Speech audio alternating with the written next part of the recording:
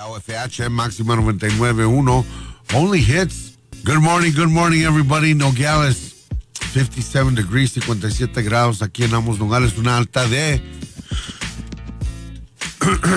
94 grados, como para las 3 de la tarde. Vamos a estar a 94 grados. Tucson tiene una temperatura de 64 grados ahorita en La Tuca, en Tucson. Y van a tener una alta de 99 grados en Tucson. Y nos vamos a ir a los resultados de las ligas mayores, Major League Baseball action yesterday. Home run after home run after home run after home run after home run on the first day of the division series in the American League. ¿Cómo hubo jonrones? There must have been between both games. A ver, 2 by Carlos Correa, 1 by what's his name? Alex Bregman.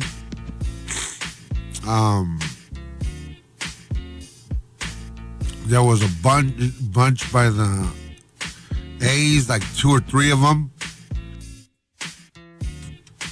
In the Yankees game, there was another 4 or 5, something like that. So, pero vamos a empezar con el primer juego del día de ayer. Los Houston Astros les ganaron a los Oakland A's 10-5. Houston Astros beat the Oakland A's 10-3. Carlos Correa pegó 2 jonrones y produjo 4 carreras. José Altuve conectó un sencillo de 2 anotaciones para tomar ventaja durante un ataque de 4 en el sexto inning. Y los Houston Astros vinieron de atrás para vencer el lunes 10-5 a los Oakland A's en su primer juego de la serie divisional en Dodger Stadium. Isn't that weird? George Springer, jugador más valioso de la Serie Mundial del 2017, amplió 4 imparables por Houston.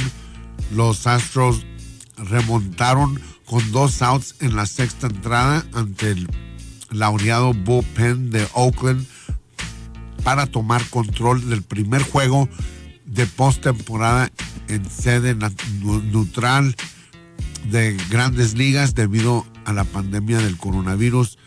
Houston acumuló 16 hits en total y los Atléticos se vieron obligados a utilizar a 8 lanzadores. So vamos a ver cómo les va a ellos, ya que perdieron el primer juego. So hubo jonrones de Chris Davis, batió un jonrón entre el jardín derecho y central de 2 carreras. Murphy batió un jonrón al jardín central para los Oakland A's. So tomaron ventaja 3-0 y luego Bregman batió un jonrón para los Astros y luego fue 3-1 y luego 3-3 con Correa, que batió un jonrón de 2 carreras. O se los pone arriba a los Atléticos 4-3, bateando otro jonrón, y luego Canja batió un elevado de sacrificio al jardín derecho 5-3. Springer batió un doble al jardín izquierdo, anotando a Reddick. Ya es 5-4 los Oakland A's, y luego se van arriba con una sencillo al jardín izquierdo con a José Altuve anotando a Maldonado y Springer. Y luego Altuve se va a la segunda cuando Brantley batió un sencillo, anota también otra carrera 7-5, y luego Correa batea otro jonrón y luego batió un sencillo en el noveno, yéndose para arriba 9-5 y luego 10-5, y ese fue el final de ese juego. En el segundo juego, mis Yankees estuvieron maravillosos, también bateando por jonrones a todo lo que da, y Garrett Cole ganó el primer juego de la serie divisional contra Blake Snell. Chris Hicks batió un elevado de sacrificio poniendo a los New York Yankees arriba 1-0 y luego Arozarena batió un jonrón al jardín central contra Garrett Cole, empatando el juego 1-1, y luego Clint Frazier batió otro jonrón en el tercero para los Yankees, poniéndolos arriba 3-2, y luego el primera base Choi batió un jonrón al jardín central con Arozarena en base, poniendo a los Rays de Tampa Bay arriba 3-2, y Gashioki empata el juego con otro jonrón para los Yankees 3-3. Luego se van arriba con un jonrón de Aaron Judge, los Yankees 4-3, y luego Hicks batió un sencillo entre el jardín derecho y central, y Gashioka anotó la México segunda 5-3, y luego en el noveno otra vez Stanton batea un grand slam al jardín central de 411 pies. La México anotó, Hicks anotó, Wade anotó, y también Stanton poniéndolos arriba 9-3, ganando en grande fashion para los New York Yankees en el primer día de las ligas mayores para la divisional. Y ahora va a haber juegos todos van a jugar ahora, van a haber 4 juegos. Y van a jugar los Yankees contra los Rays, van a jugar los Astros contra los Atléticos, los Padres contra los Dodgers, esa es la serie que quiero ver yo, y los Marlins y Bravos empiezan a las 11 de la mañana y se va a poner bien suave y súper duper para todos los fanáticos del béisbol, no se lo van a perder. Y eso fue el reporte de Big O de las ligas mayores en Máxima 99.1 Only Hits. Y vámonos con esta música de Daddy Yankee, Anuel AA, Kendo Capone, Don en Máxima 99.1 Only Hits. Only Hits, son las 7:33 por la mañana y están en sintonía del mejor morning show de todo el mundo, Big O's Morning Show, aquí en Máxima 99.1. Es tiempo para tu back-to-back double play, patrocinado por Mexicayo Academy of Excellence de Nogales para Nogales. Inscriba a sus hijos hoy para que tengan un mejor futuro, hablando, pensando y escribiendo en 2 idiomas, inglés y en español. Además, aprenden cultura, arte, matemáticas y tienen una fórmula muy especial en cómo enfocan a los hijos, especialmente ahorita como estamos en esta pandemia. Están haciéndolo por internet, virtual education, Mexicayo Academy of Excellence. Y nos vamos a ir con el feature hoy. Va a ser Farruko y vamos a tenerlo con varios artistas, como la mayoría de estos nuevos artistas se colaboran con su música, y pues 2 de mis canciones favoritas que viene siendo con Alicia Keys y Pedro Capo, que va a ser la segunda canción, pero esta es una de las que más me gusta, con Rake y Camilo. Farruko, si me dices que sí, en Máxima 99.1 Only Hits. Yeah, baby, KOFH Máxima 99.1 Only Hits. I was gone for a minute, but now I'm home. Did you realize that was me, Mr. Agusttini? Well, I couldn't tell, but it was only because I'm looking at you right now. That was so interesting. You're a good singer. Thank you.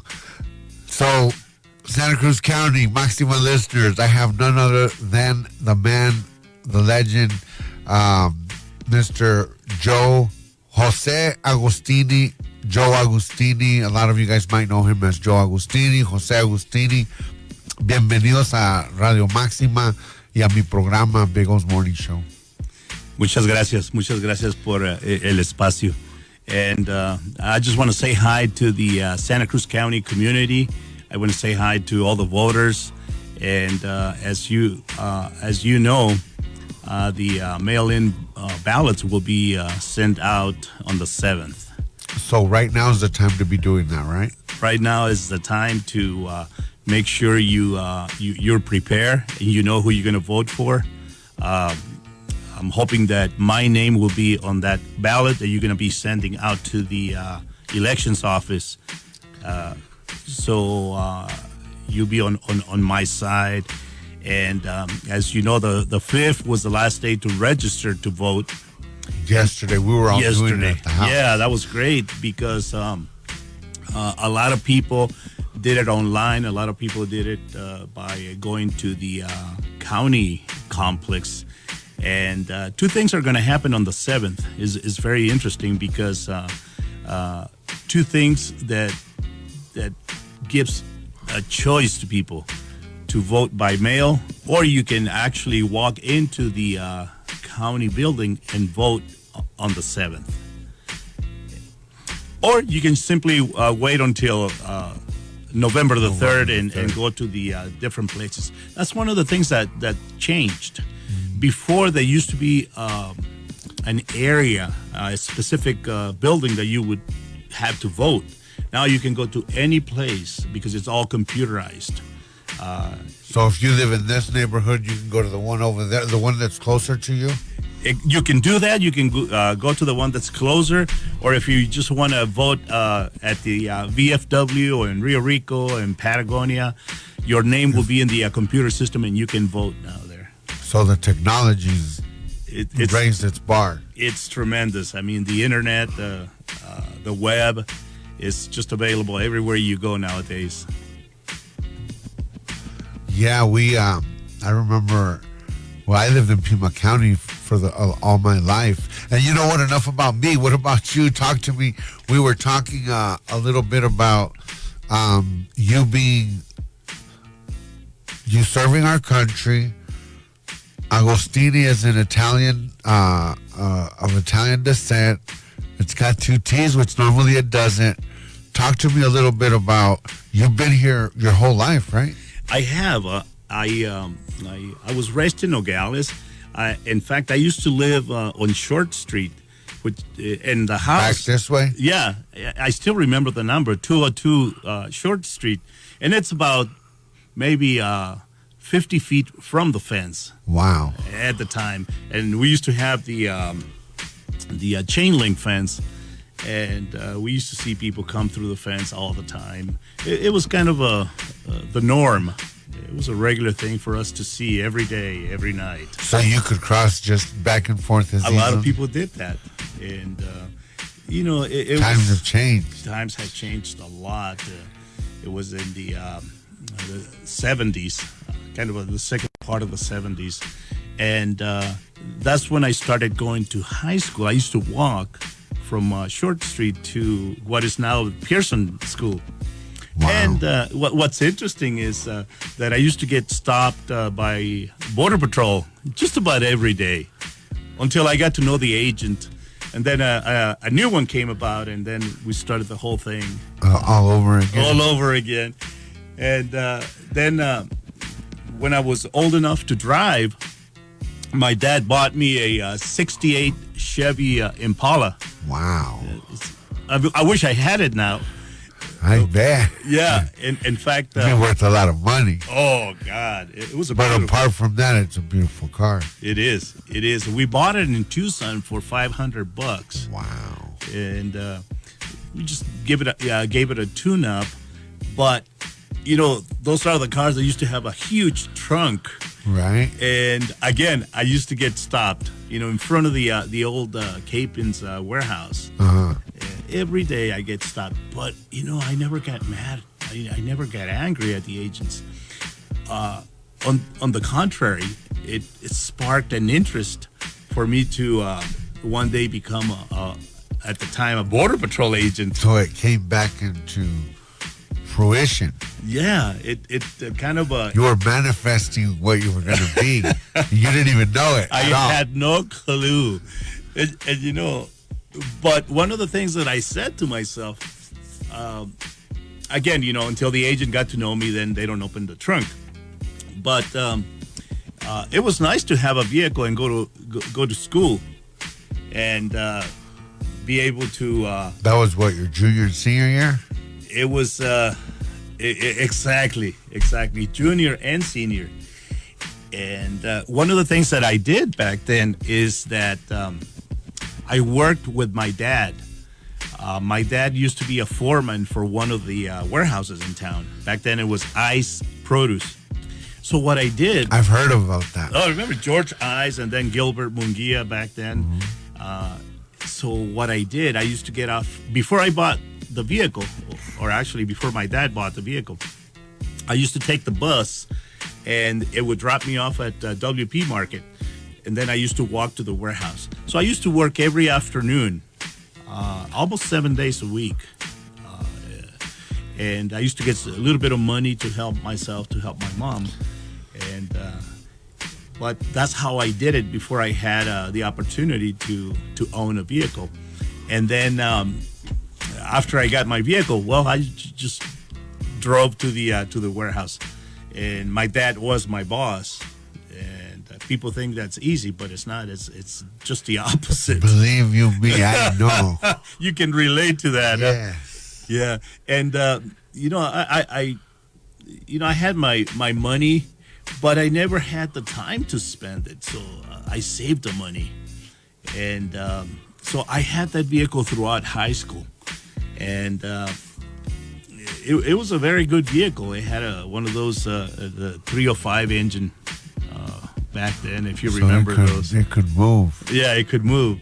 And, well, I went through high school, and when I was a junior, I contacted the recruiter from the Navy.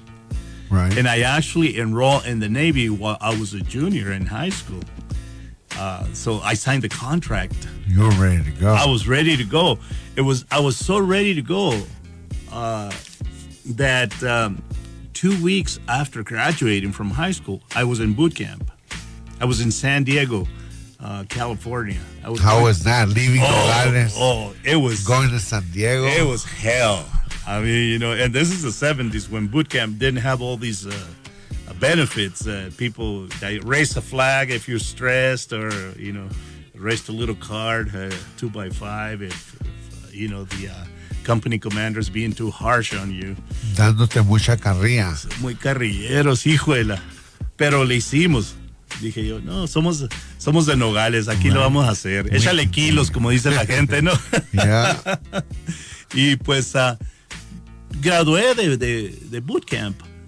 And then I came home for about a week and take a little break from they used to call it Hell Week at the end of the graduation. They put you in the kitchen. They put you in the gallery, what they call the gallery, serving food for thousands of sailors that were going through boot camp.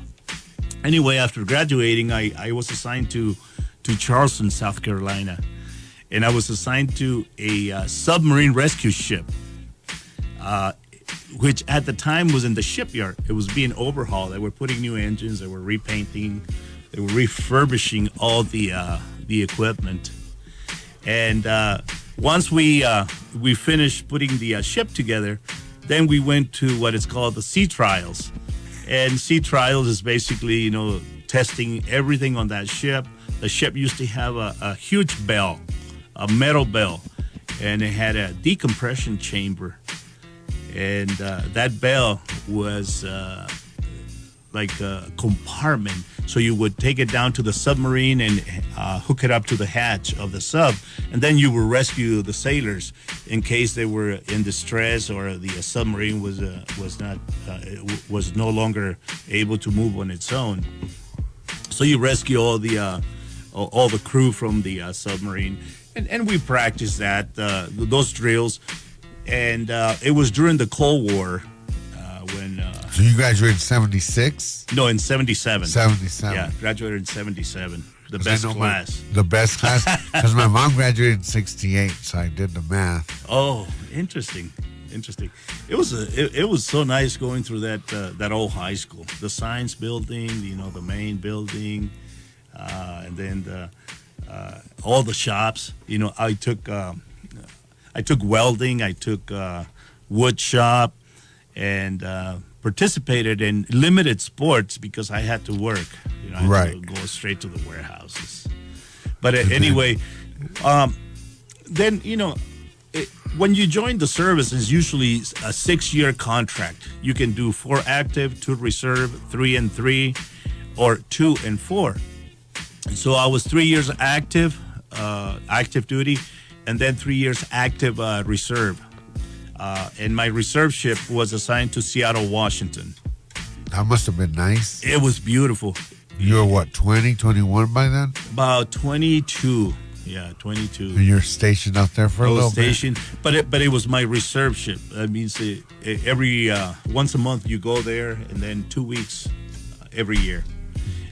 And but it was very nice because the education continued, staying on top of things with the Navy in case there was a national emergency where you can be activated again. So then I came back to Nogales, and I applied for the position of detention officer with the Juvenile Detention Center, working for Judge Montiel at the time, because he's the one that, or the judge from Superior Court has oversight of the detention center. And I was there for about a year. I learned a lot, and I had the opportunity to meet a lot of the police officers and sheriff deputies, and became very interested in becoming a peace officer, a police officer for the Nogales Police Department. I applied and went through all the testing procedures and got hired by the Nogales Police Department. I attended the Arizona Law Enforcement Training Academy, ALITA number 78, and graduated, came back to the department, successfully completed that academy, and was an officer for 4 years in Nogales. I enjoy my time with the Nogales Police Department. At the time, Manny Treto was the chief of police. Tony Estrada was the captain. Wow. Yeah, Agustin Huerta, wow. Rest in peace, was peace. the lieutenant.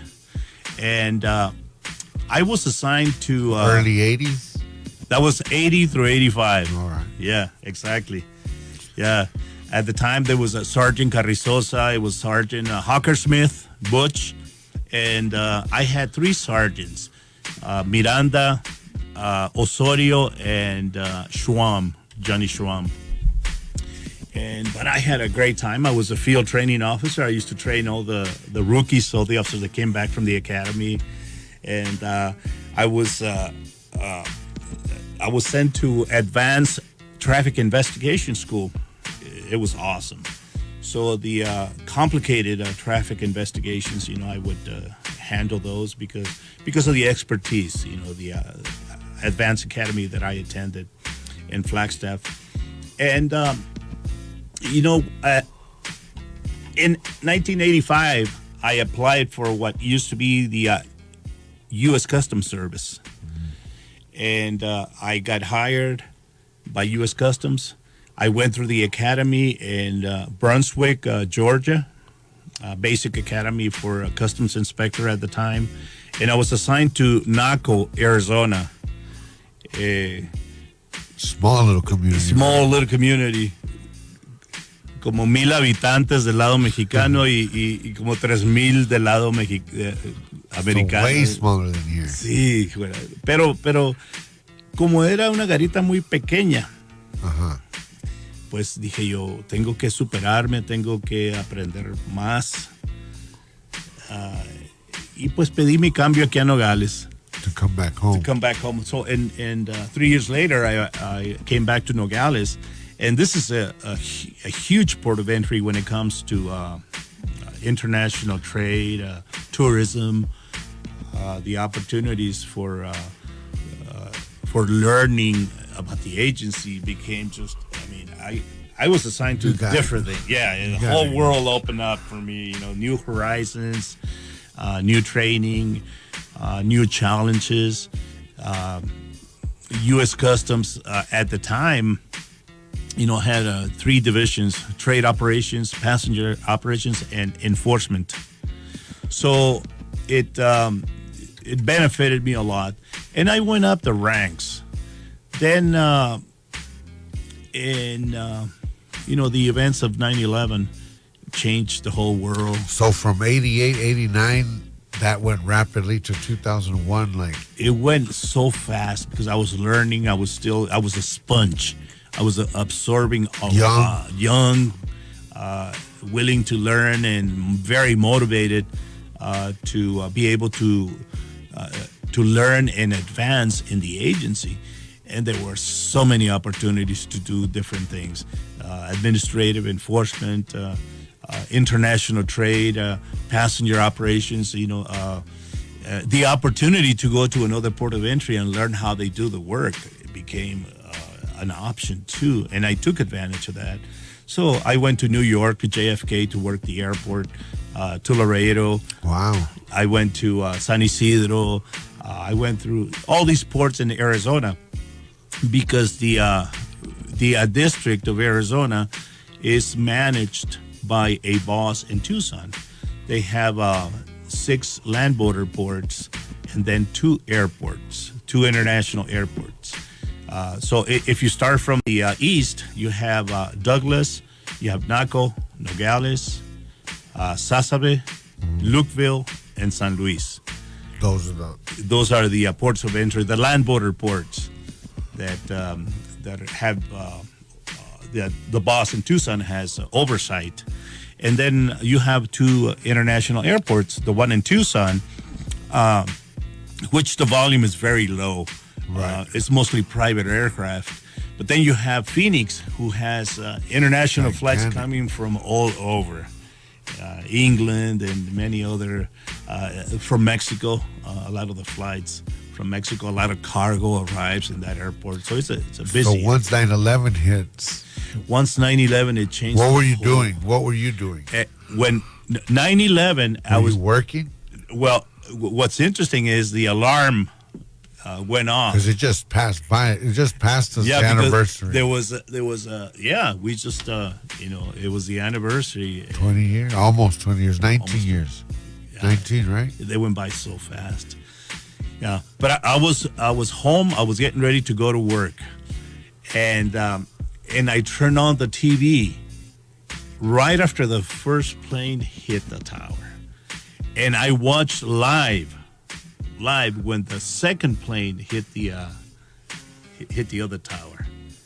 Live it happened, and I said, "Oh my God, is that a movie?" I thought it was a movie too. I swear, I thought the same thing. No, in serio. I said, "What a movie, man! I want to watch it, and I have to go to work." And then I thought Arnold Schwarzenegger would come out, or Rocky Balboa, or something. You're right. Yeah. Then the newscast. It was all over. It's the real thing. They even knew that the people could think that it was just a movie, but no, it was reality. And then I started getting phone calls. I'm sorry, from the port of entry. They were activating the entire personnel, the entire staff. So I rushed to put my uniform on, and I went to the port of entry. And we got briefed. We were giving a lot of instructions. We were giving... Ya sabían. Did they already know it was an attack on the U.S., yes. or were they still not because, sure? The difference in time from the East Coast to the West Coast, in fact, they even had an emergency plan in place to inspect all the vehicles coming in and to inspect all the vehicles exiting the country, as well as the pedestrian. Looking for clues, looking for things that may assist in the attack, because we didn't know what where it was coming from. So it could have come through here. It could have come through any. Absolutely, all the ports of entry were put on alert. All the airports, all the seaports. The military was activated, to make sure that no more planes were being utilized. And they did find other planes, as you know. There were plans to hit other places. Right. I think even the White House might have been on the agenda. Because they ended up landing in the Pentagon, right? They did. They did hit the Pentagon. Yeah, one of the planes hit the Pentagon. So, that changed the world. That changed the way we did business.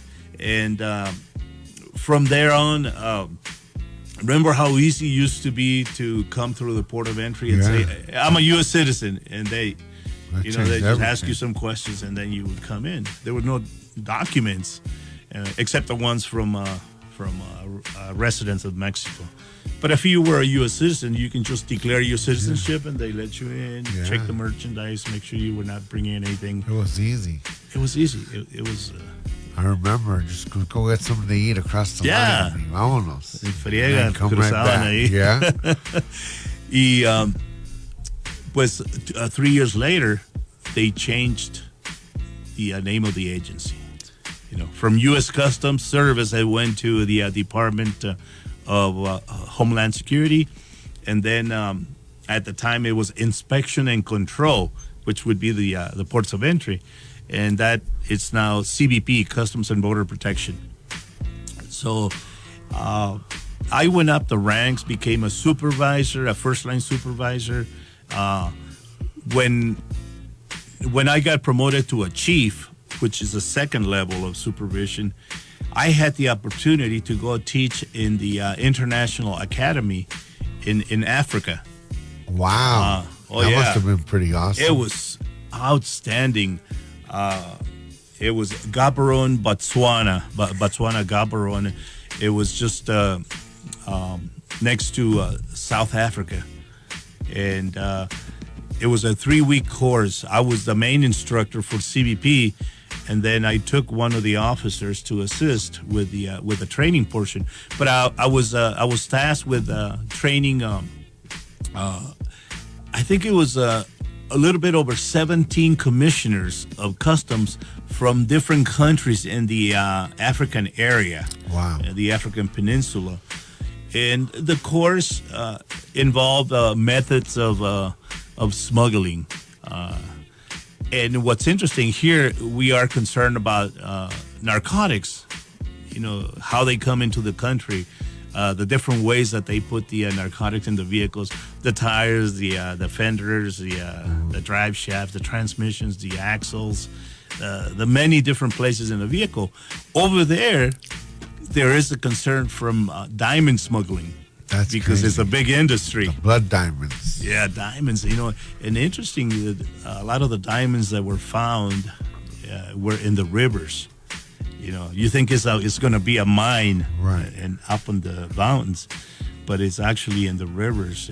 And that's where they're at, inside the river. That's what they. So find. do they trickle from inside the mine into the river, or? Well, that's an interesting thought, because they must be coming from the mountain, right? Yeah, that became very interesting. They gave us a little tour on how. There was a movie on that with Leonardo DiCaprio. That's right. And, I forget what his name is. Yeah, I like to watch that again, because that's a great movie. It was an awesome movie, and there were so many similarities to the experience that I had teaching the course.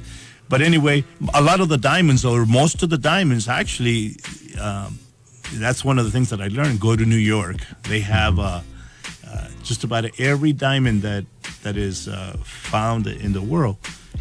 The New York controls that, and for good reason, because then there's it's a good market for diamonds, and it gets distributed from New York to many other countries. To here, yeah. One of many places. To Walmart and all the other places where they sell diamonds. And that was one of my experiences. But another experience that I value a lot from CBP is that it was trickled by the events of 9/11.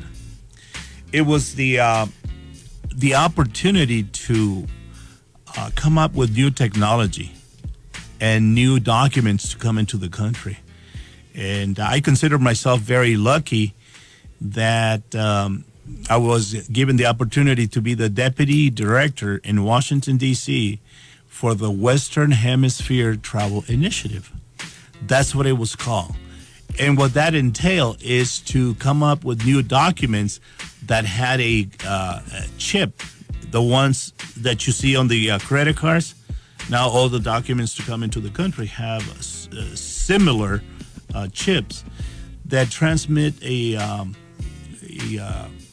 data into the computer system that is just a bunch of numbers that identify people to avoid the fraudulent documents that they were encountering when people came into the country. And the radiation detection portals, those portals that you see when you come from Mexico, and you see those at the commercial entry. Right. The license plate readers. So you've seen this grow from basics to... From dinosaur to brand new, all kinds of technology type Yes. deal. Yeah, state-of-the-art technology. High tech. Very high, very sophisticated.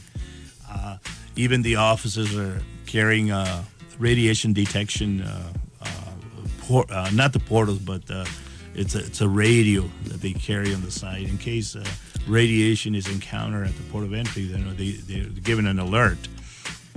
So those are the tools that they have to prevent terrorism from coming into the country. And terrorism can come in many different forms. It could be in the forms of money laundering, taking equipment, taking information. So it's not just going to be a person with a bomb in front of you. It's going to be different ways to cause harm to the citizens of the United States. But I went up the ranks from chief. I went to the next level of assistant port director, and later on deputy port director of the Nogales Port of Entry. I had an oversight of over 400 employees here in Nogales, and a tremendous budget for overtime and also for salary of the employees. And we're going to go into commercials. A pause here. Yeah, we'll do a little commercial break, and we'll do a musical of a couple of songs, and then we'll come right back. For those of you that are just tuning in, we've got Jose Joe Agusttini, who's a candidate for Santa Cruz County Sheriff, and we're going to get into, estamos platicando de su historia, which I love, and I want to hear some more, and then we're going to get into talking about why he wants to be your sheriff. ¿Qué te parece? Perfecto. Saludos, comunidad. All right, let's get right back to it. We're going to go to commercials. Big O's Morning Show and Mr. Joe Agusttini. Only hits. Para todos ustedes los que han estado escuchando Máxima 99.1 y si se están sintonizando, tenemos un programa en especial porque tenemos aquí al señor Jose Joe Agusttini, que está corriendo por sheriff del condado de Santa Cruz. For those of you who are just tuning in or have been listening, I've got none other than Señor Joe Agusttini, Jose Agusttini, who's running for sheriff for Santa Cruz County. And once again, bienvenidos, Mr. Agusttini. And we've been talking a little bit about his history of his life and his work, his experiences, all dating all the way back from high school. And then we briefed on, how he got to the position to where he was at when he was at the border, from being a detention center, a llavero, right, is what they used to call it, a llavero. And then being a police officer for 5 years, going through training to become customs, which it had another name, and before they switched it to Customs and Border.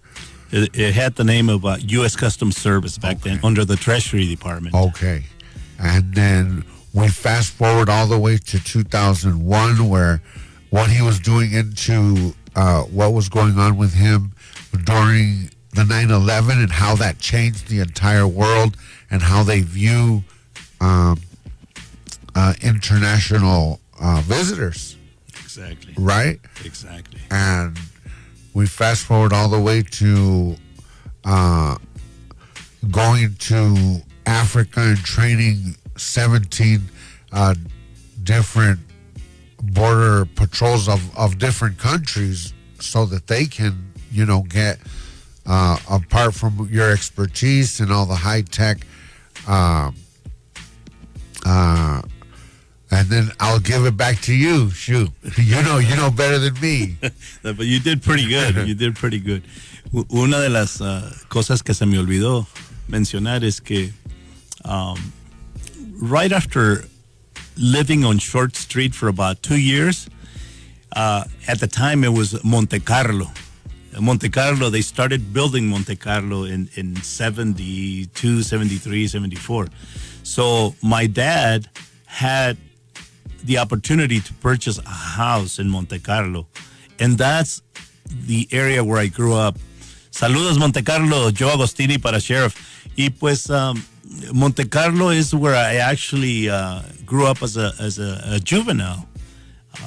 Calle Carbó is where my mom still lives there. She's 82. She's 82 years old. Hi, Mom.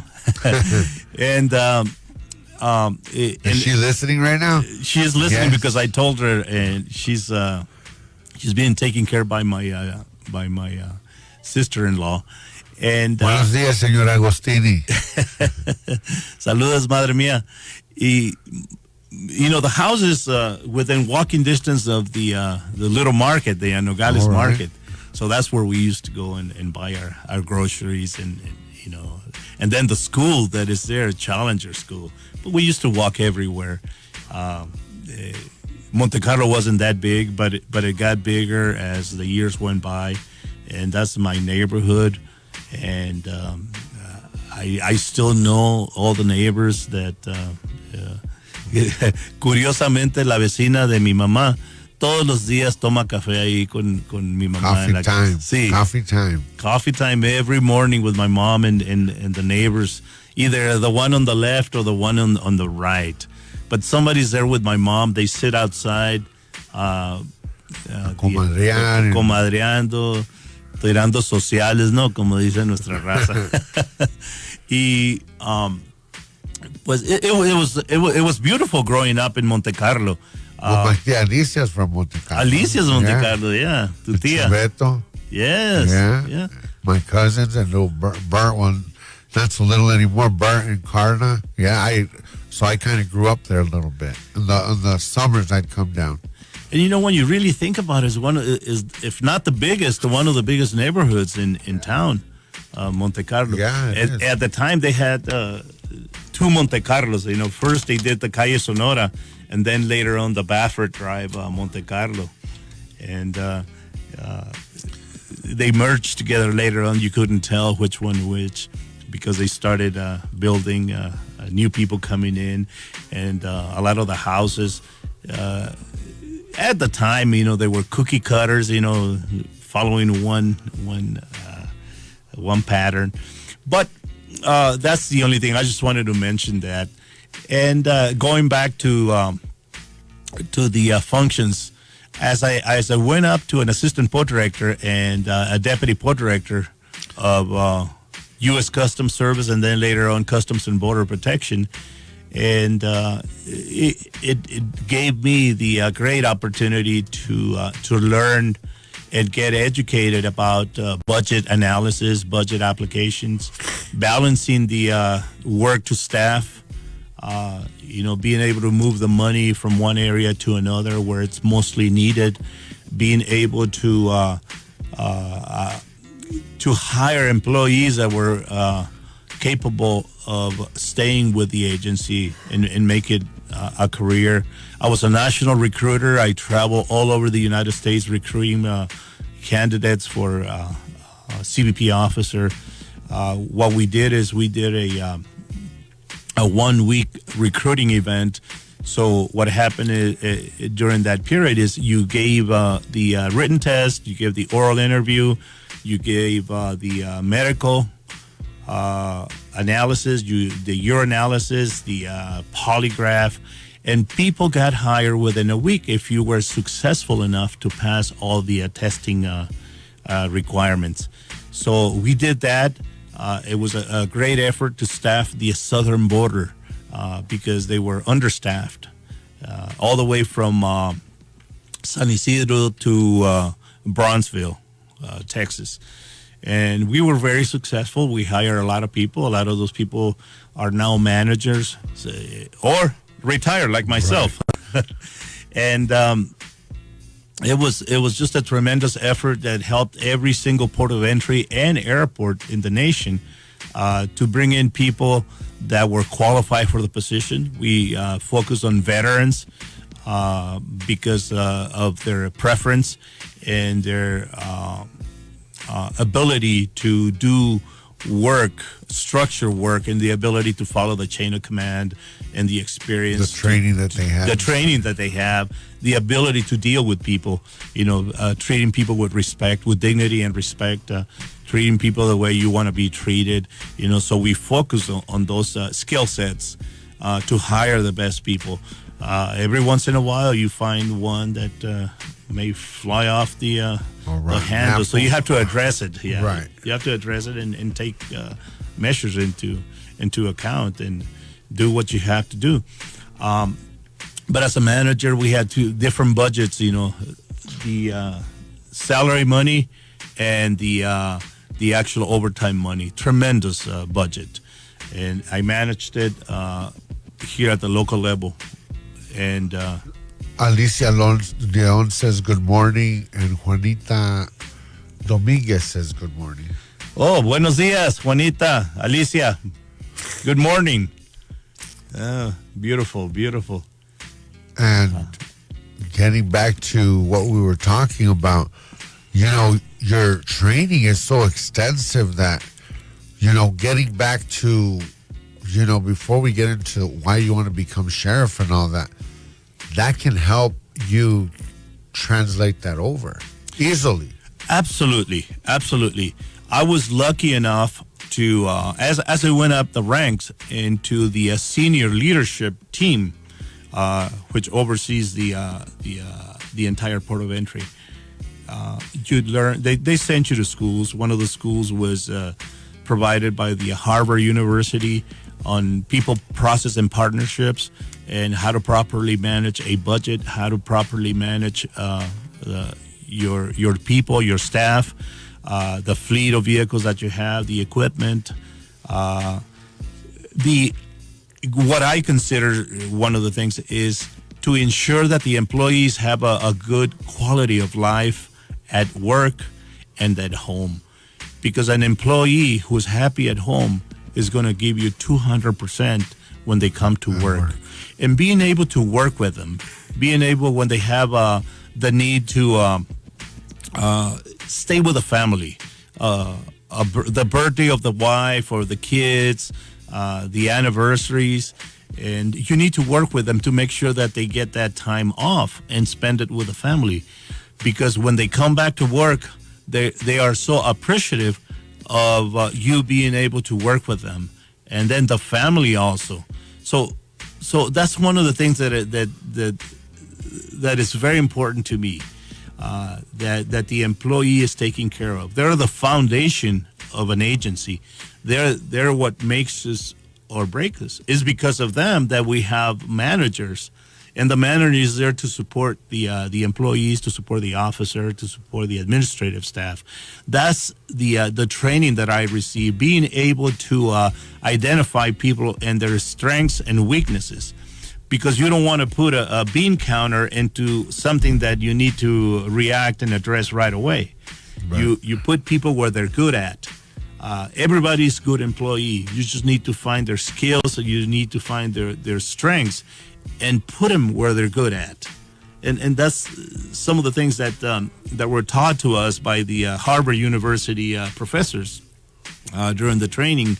And it was awesome. I will never forget that training because we did a lot of role playing. They put scenarios in front of us, and we had to address them and address them properly until you were able to identify and apply what you learned into a real situation. The scenarios were actually actors that got paid to act as if you had a real situation in front of you. And I was a firearms instructor. I was a field training officer. I was the training supervisor. I was the enforcement assistant port director. I was the passenger operations assistant port director. I was the trade assistant port director many times. And Nogales happens to be, entre comillas. You've done it all. Yeah, a training port. And people come and go. And the same thing with the port director. So guess what happens when a port director leaves, and then there's a period of 3 months to a year that you don't have a port director. So I had that gracious opportunity to be the acting port director for long periods of time. So I was managing the entire port of entry in Nogales. That's how many people? That's over 400 employees. They're now up to 600 right now with the new hires. But and it's a combination of officers, CBP officers, K-9 officers, administrative staff, seized property custodians, and then paralegals. It's a combination, but the majority of the employees are officers, armed officers, and also agriculture specialists. Those are uniform officers that don't wear a weapon, but they concentrate they inspect all the meats, vegetables, plants that come into the country to make sure that the pests don't get into our industry of agriculture. And the mission of CBP, the number one mission is anti-terrorism. But with that, you have drug smuggling, you have trade. About 65 to 70% of the winter produce that comes into the United States comes through Nogales. So Nogales happens to be a very important port of entry, one of the most important in the United States because of the produce industry.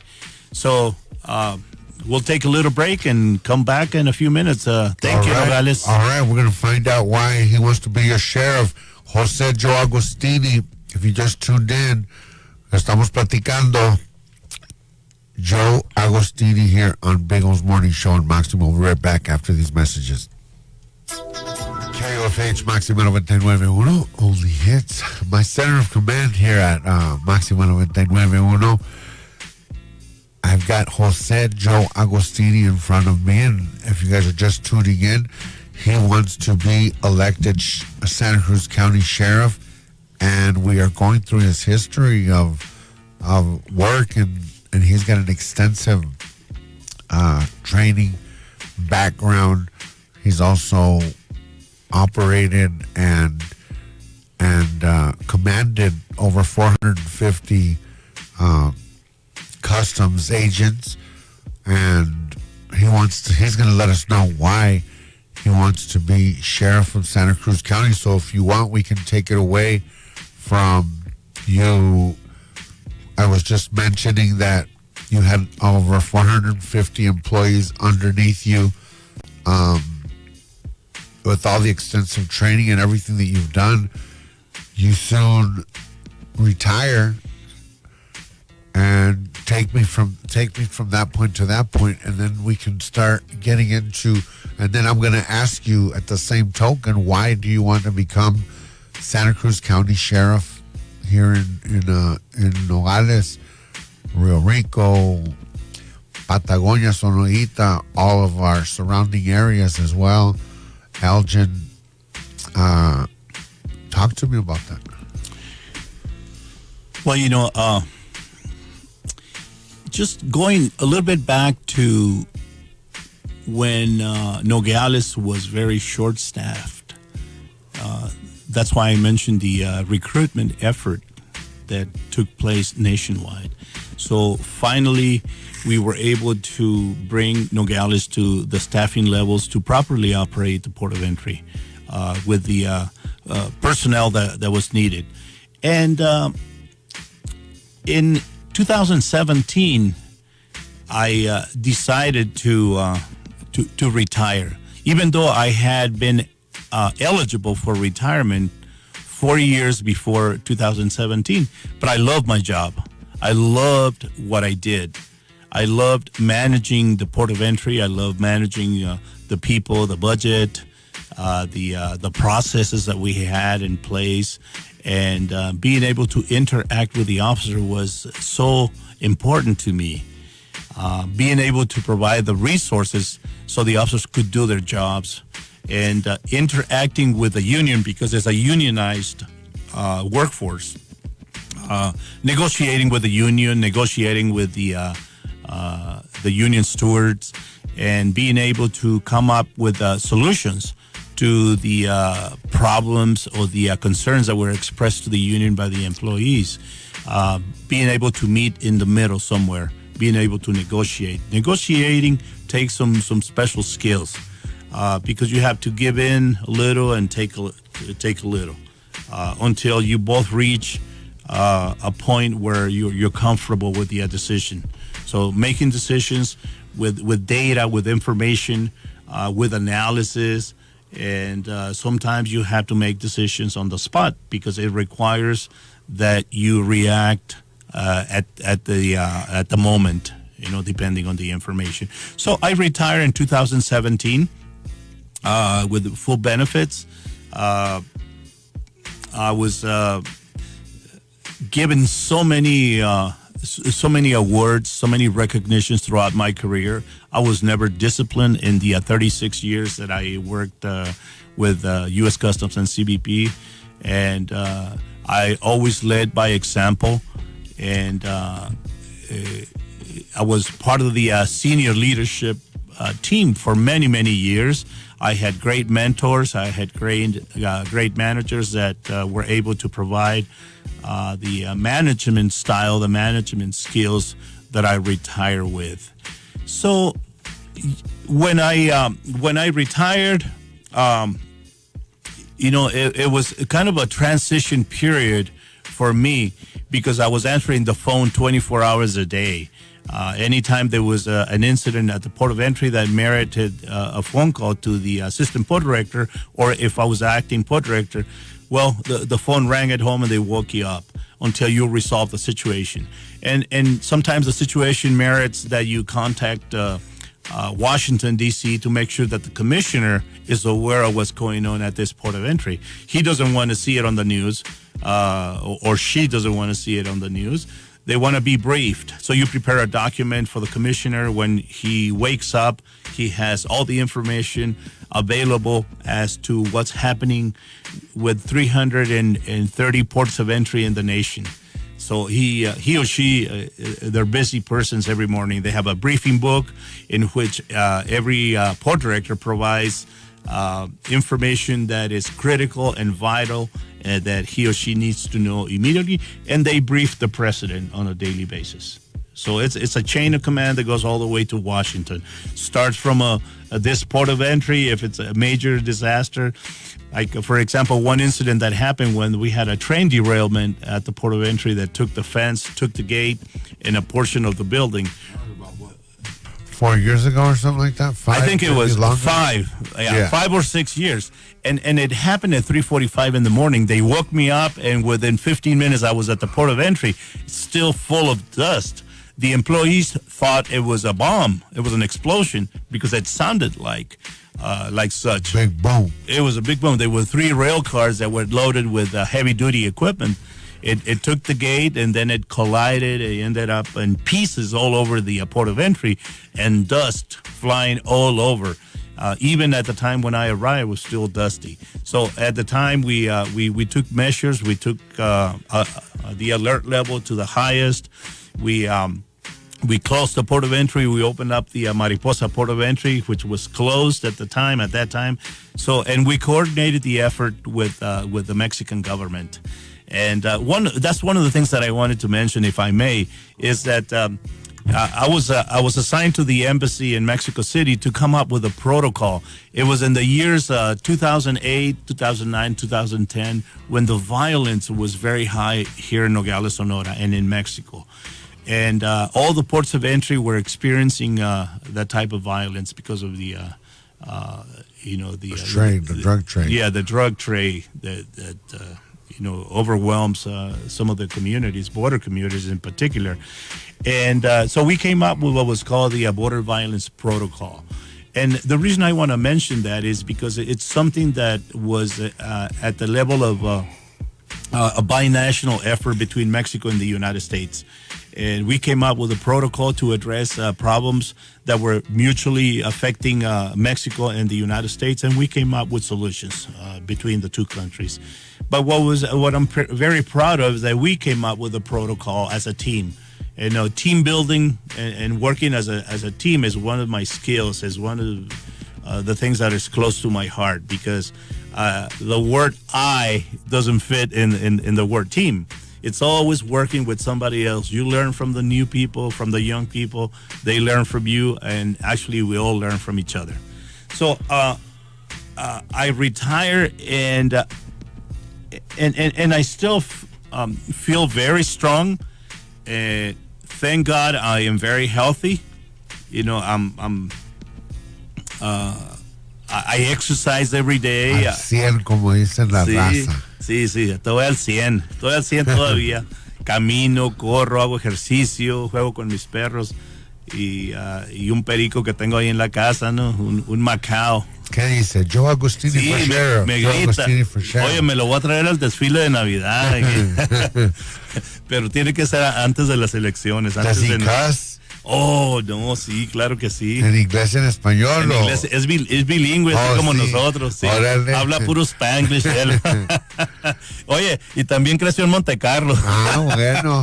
All those things they'll live to be 100 and some, right? Oh, yeah. They're very expensive, but the average age for the Macaws are 75 years. Wow. He'll outlive most of us there. So, and I tell my kids, I say, I don't want that bird. He's gonna bury me. Yeah. Saludos Monte Carlo, saludos Shorty, saludos Santa Cruz County. Y pues la razón por que yo menciono toda esta capacitación, este entrenamiento, pues I want to, if it's time and if it's okay with you, to address the reasons. If you have listened to everything that I mentioned, okay, I don't want to give you the cookie cutter answer of why do you want to be a sheriff. I don't want to tell you, because I want to help the community, because I want to make sure that I give what I have to the community. I want to be able to tell you that everything that I mentioned, okay, my experience, my training, I want to be able to give back to my community, my training that was provided by the federal government, the skills, the abilities. I want to be able to teach. I want to be able to train and have the deputies and the command staff learn from me. And I'm a great instructor. Too bad I'm saying it myself. I'm patting myself in the back. But I'm able to...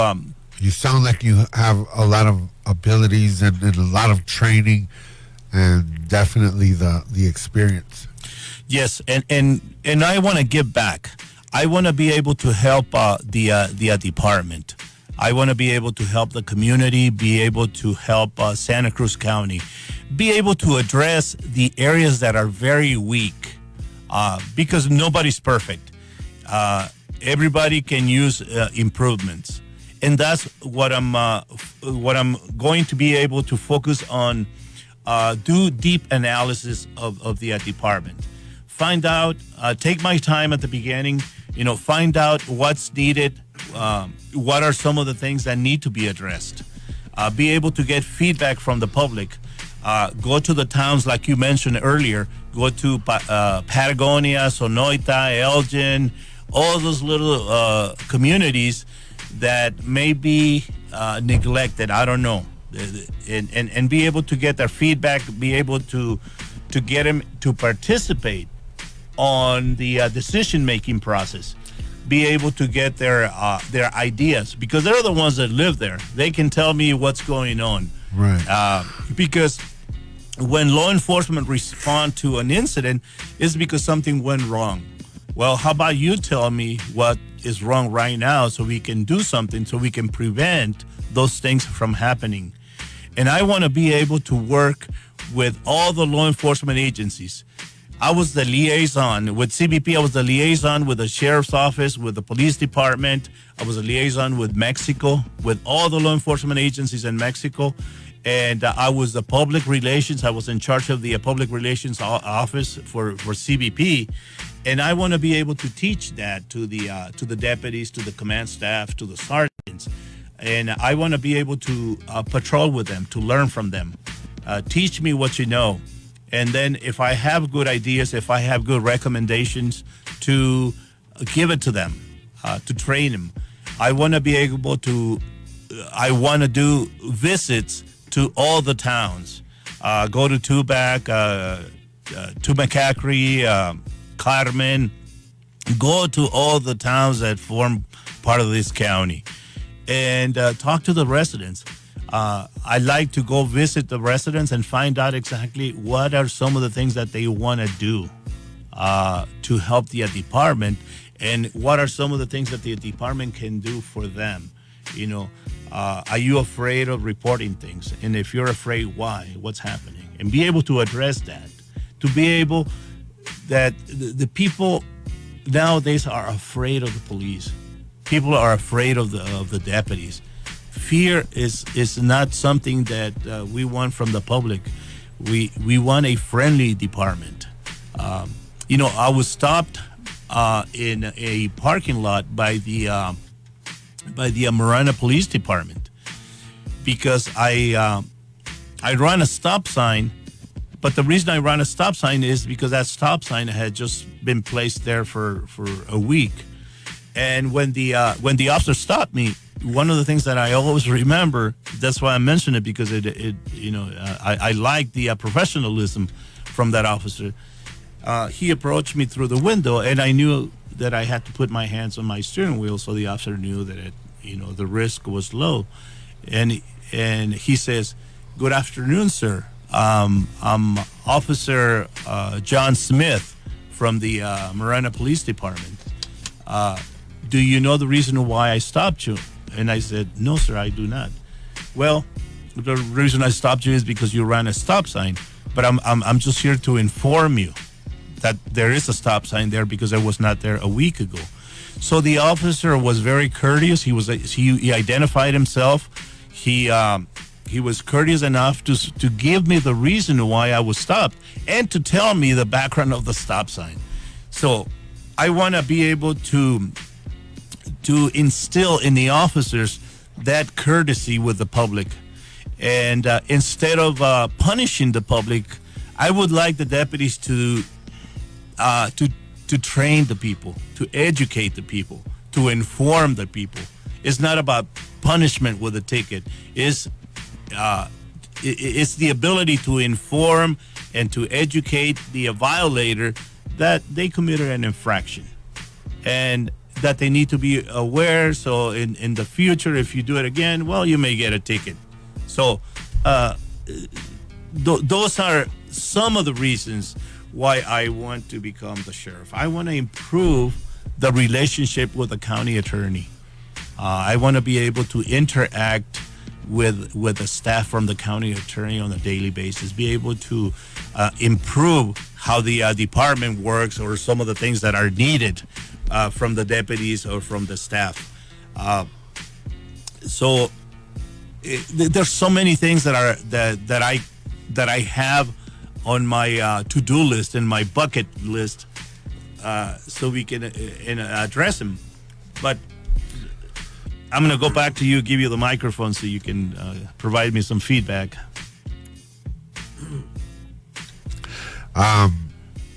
So, Sheriff Joe Agusttini, how does that sound to you, and why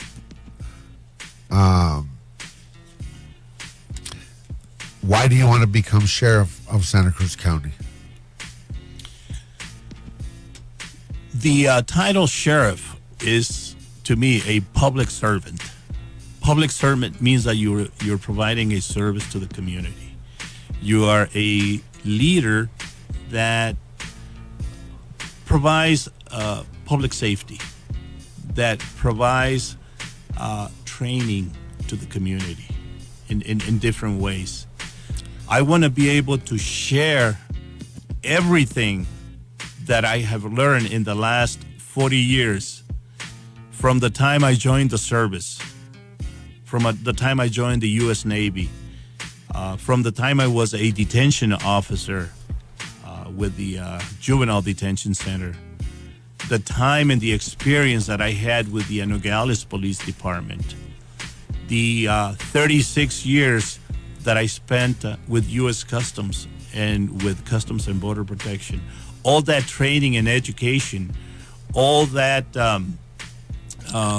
beautiful experience and skill sets that were given to me by the federal government, by the county, by the military, and by the city. I want to be able to give back and give back in the way that they can have a sheriff department that they can trust, a sheriff department that they can call upon when there's an emergency, when there's a need. And when the officer or the deputy responds, it's in a professional manner, and that there's follow through on the investigations. If there's a call of domestic violence, of a burglary, a theft, neighbors dispute, to be able to do a follow-up, not just to take a report and document it, but to go back and talk to the person that reported the crime, reported the violation, and find out if the problem still exists or if the problem has gone away. To give them what they need as a law enforcement agency. That's why I want to become a sheriff, to be able to share all what I have to improve the quality of life of the deputies, to improve the quality of life of the detention officers, of the communications department, and the administrative staff, to make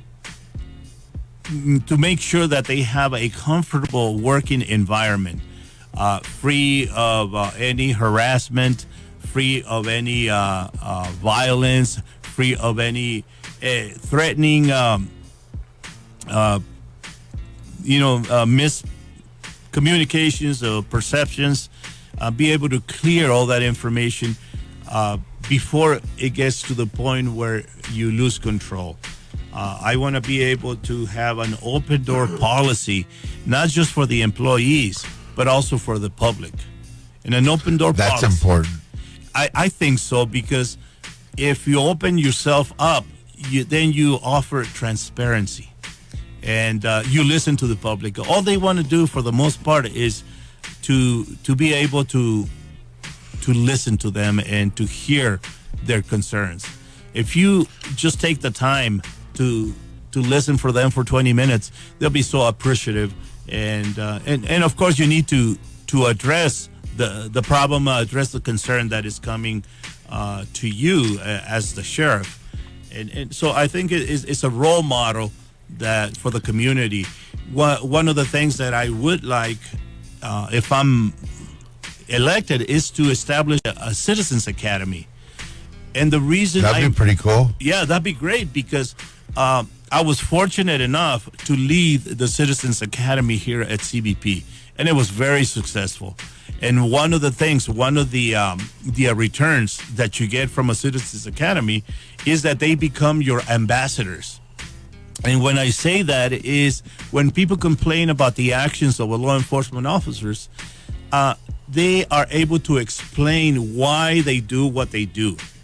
Why did you get stopped? Why did you get a ticket? Why did you get a verbal warning? So these people that you graduate from the academy, from the Citizens Academy, will be able to help us explain what is the mission and what is the work by the deputies. Why do they enforce the laws of Arizona, the laws of the county? So in the academy, people will be able to learn the policy of the department, get them exposed to firearms, the patrolling the community, community policing, and how to address the complaints from the public. Maybe help us with the events in town by communicating with the people. So they become your ambassadors. They become the people that will answer a lot of the questions. And not only that, but you get people close to the department. They are able to understand that police work is a help to the community, not a threat.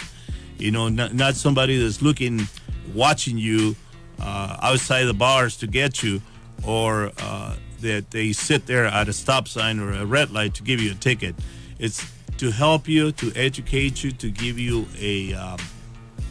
some training so you will not get in trouble. Yes. So what are some of, with the extensive background that you have with dealing with, what do you have, qué ofreces como sheriff para los empleados? ¿Y cuáles son tus propuestas? Pues, como mencioné anteriormente, mejorar las relaciones con el procurador. Is that your first priority? Sí. Son tres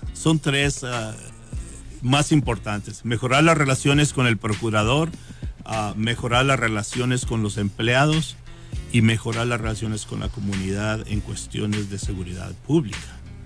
Y después de que ya se gobiernen bien esas propuestas, entonces ya lo demás cae simultáneamente, porque ya mejoras las relaciones que tienes con la comunidad, con las otras dependencias locales, dependencias de otros condados, las relaciones con México, las relaciones con el sector privado, con la industria que rige en este condado, porque la industria de este condado pues es la legumbre, ¿no? Como le dicen, el produce industry, right, que sucede entre los meses de noviembre y mayo aquí en Nogales, que vemos camiones cargados de mercancía que se importa de México, ya sea de las maquiladoras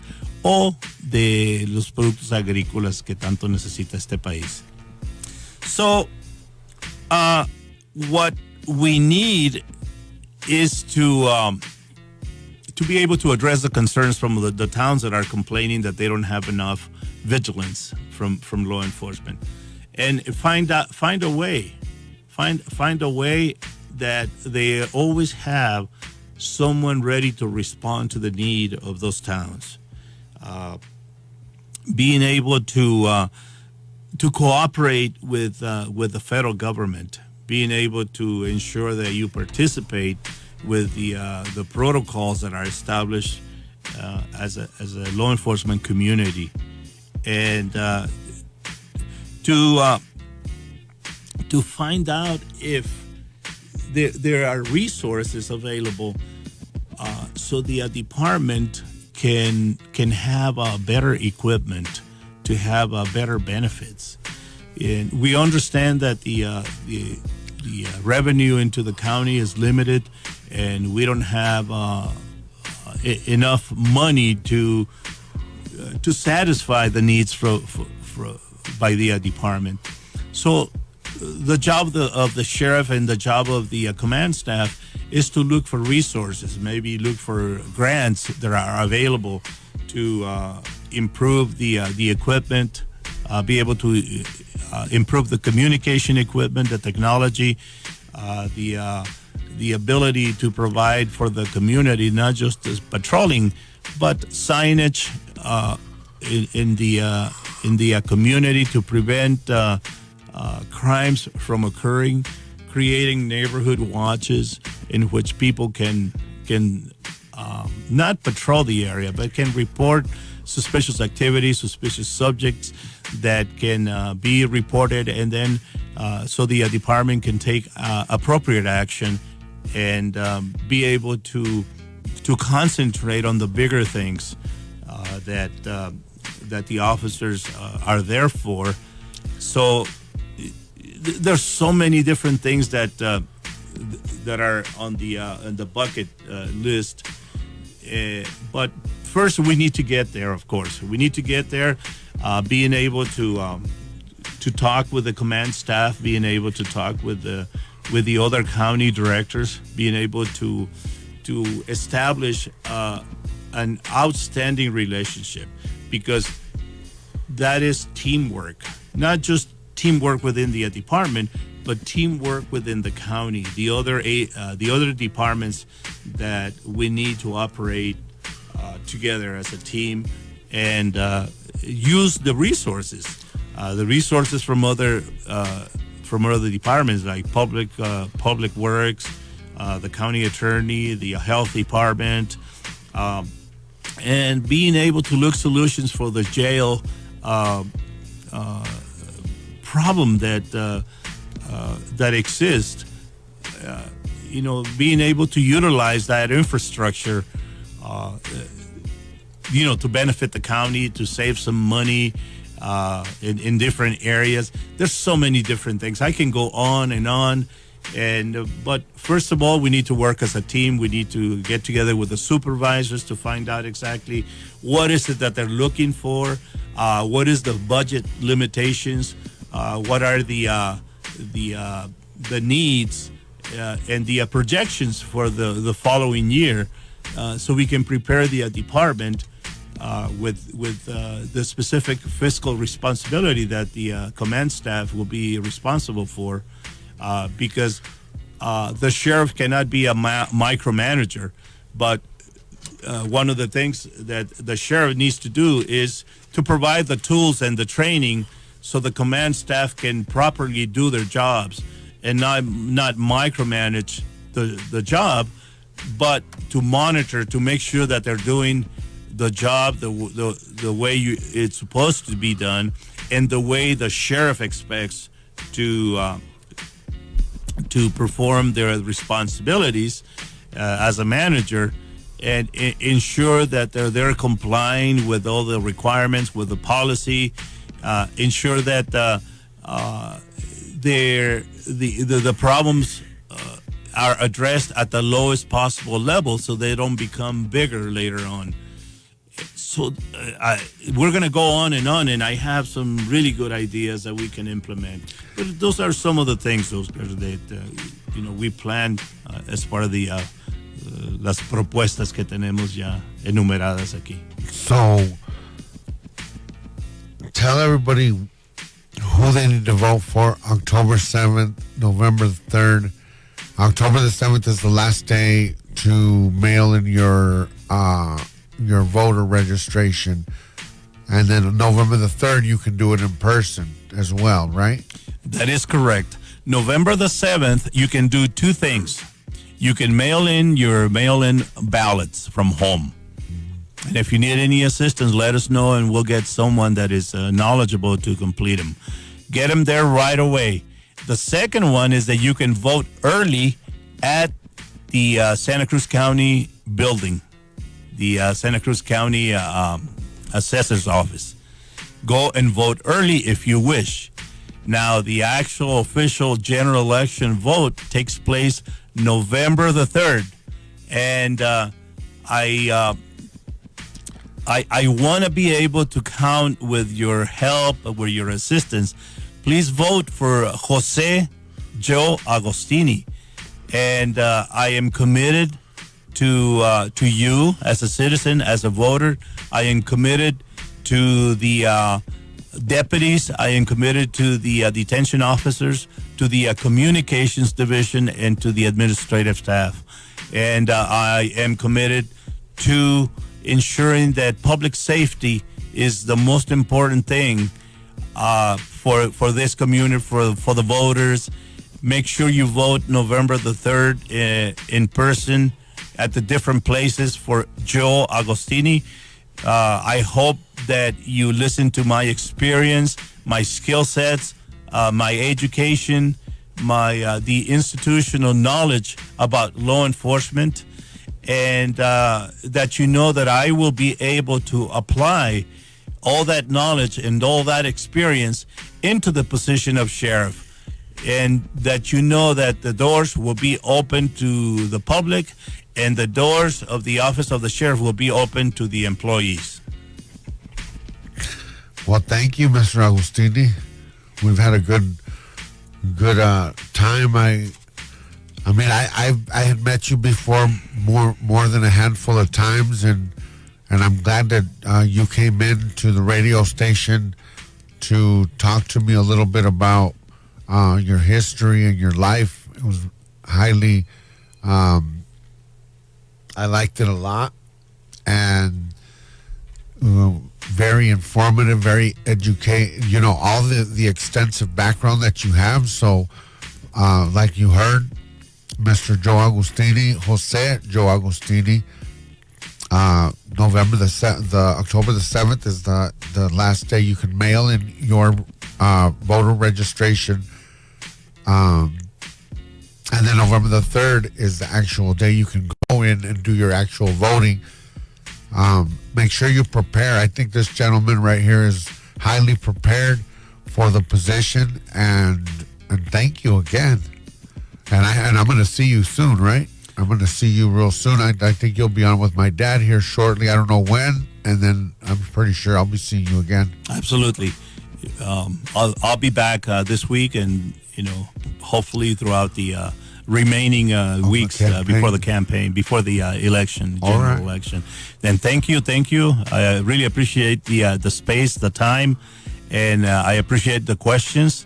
I appreciate the challenges, and I want to personally thank Santa Cruz County. I want to personally thank all the voters in Santa Cruz County, and I hope that you all register. And remember, yesterday was the last day. I hope you all are ready and prepared to vote. Make sure that you read the qualifications of the people that are running for office. Make sure you check into the experience. Make sure you know that the person that you're voting for will be able to perform the job that is required of the position. Find out, ask a friend, ask another politician, ask anyone, because remember, once you make a decision, once you vote for that person, you are stuck with that person for the next 4 years. And the people that do not vote, well, don't complain, because what you need to do is to go out there and vote. Send it by mail, because at the time that we vote, it's because we did a little bit of analysis. You all have a pamphlet at home in Spanish and English. Read about it. Find out the experience of that person. Make sure that that experience, that education is applicable for the position that the person is running for. Thank you. I appreciate you listening to this station, Maxima 99.1. And we are going to be back. We're going to talk more and listen to the commercials. Thank you, Joe Agusttini, for sheriff. All right. See you guys later. I'm out. I'm going to hand over the microphone to my father. Thank you, Mr. Joe Agusttini. And I look forward to seeing you next week and hearing you this week with my dad. Thank you, man. Thank you. Vote. Don't forget to vote. Tomorrow's the last day to mail in your voter card, or you can wait till November the 3rd and vote for one more time for who? Jose Joe Agusttini. He'll make a difference. All right, there you have it.